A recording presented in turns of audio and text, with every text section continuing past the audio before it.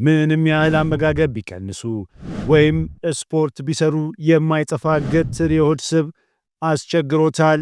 ዛሬ በሳይንስ የተደገፈ ጥቂት ደቂቃዎችን ብቻ የሚወስድና ለአስማት የሚሰራ አንድ ቀላል የጠዋት ብልሃት ላሳያችሁ።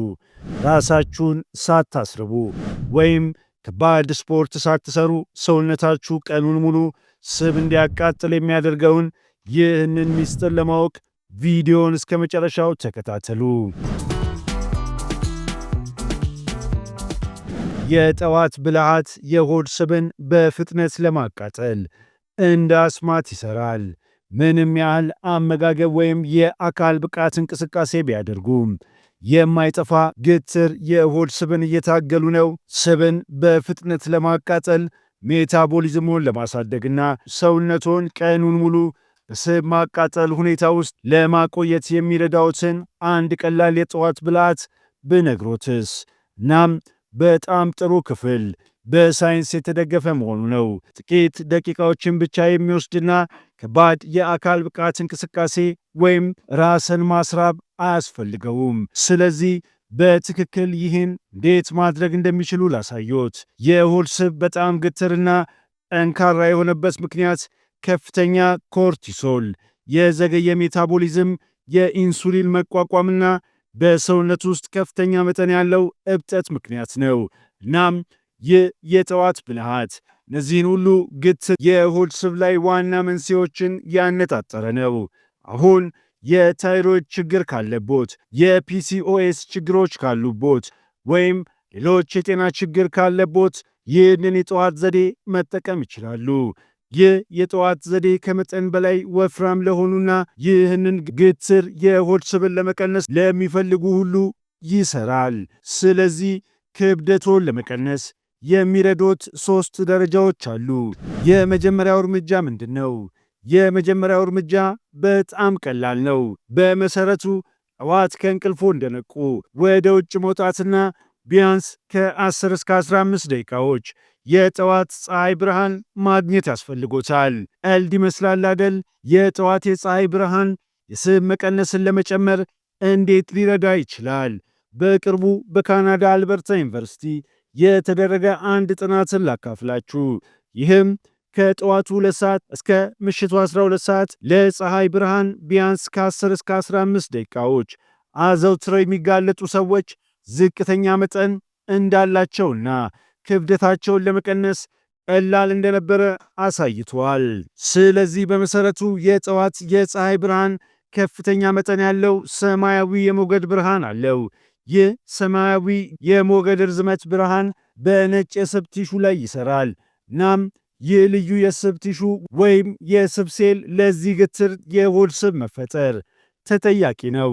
እናም ይህ የምርምር ጥናት እንደሚያሳየው ጠዋት ላይ ለፀሐይ ብርሃን መጋለጥ እነዚህን የስብ ሴሎች እንደሚቀንስና በቀን ውስጥ ከሌሎች ሰዎች ጋር ሲነጻጸር ብዙ ስብ እንደማያከማቸው ያሳያል። ስለዚህ ጥናቶች እንደሚያሳዩት ጠዋት ላይ ከ10 እስከ 15 ደቂቃ ለፀሐይ ብርሃን መጋለጥ ብቻ ክብደትን ለመቀነስ ይረዳውታል። አሁን ይህ የስብ ሴሎችን የሚያነቃቃ የመጀመሪያ እርምጃ ነው።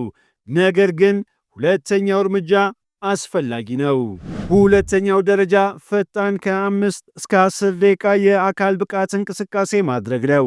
ስለ ከፍተኛ ጥንካሬ ያላቸው የአካል ብቃት እንቅስቃሴዎች ወይም ከ20 እስከ 30 ደቂቃ የእግር ጉዞ ወይም ሩጫ እያወራችሁ አይደለም።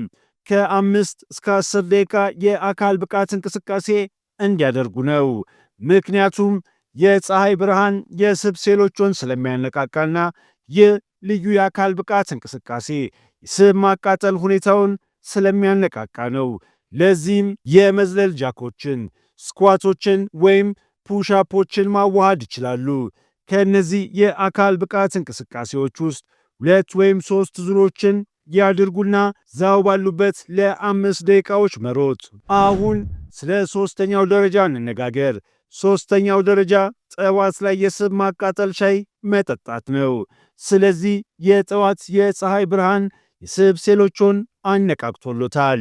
የጠዋት የአካል ብቃት እንቅስቃሴው ወደ ስብ ማቃጠል ሁኔታ ወስዶታል። አሁን ቀኑን ሙሉ ይህንን የስብ ማቃጠል ሁኔታ መቀጠል አለብን።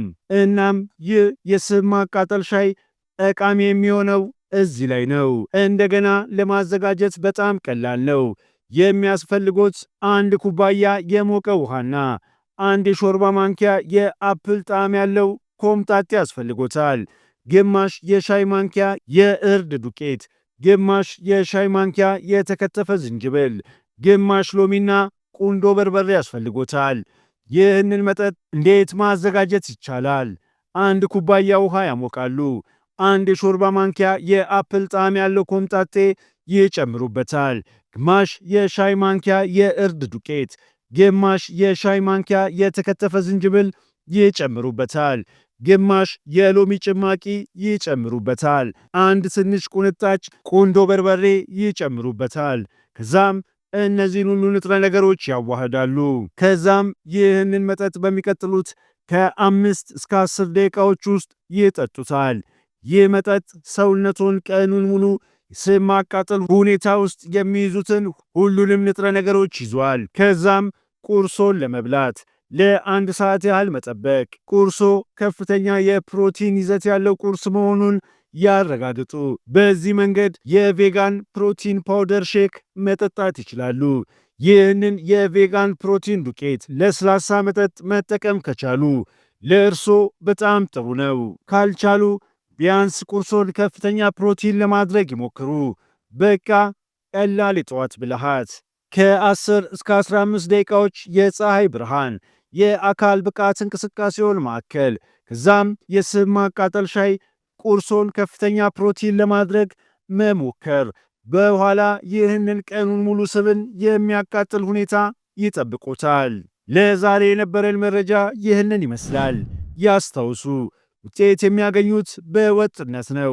በመጀመሪያው ቀን ለውጥ ላያዩ ይችላሉ። ስለዚህ ይህንን የጠዋት ብልሃት ለሚቀጥሉት 7 እና 10 ቀናት ያለማቋረጥ ይሞክሩት። ጥቅሙን ያያሉ።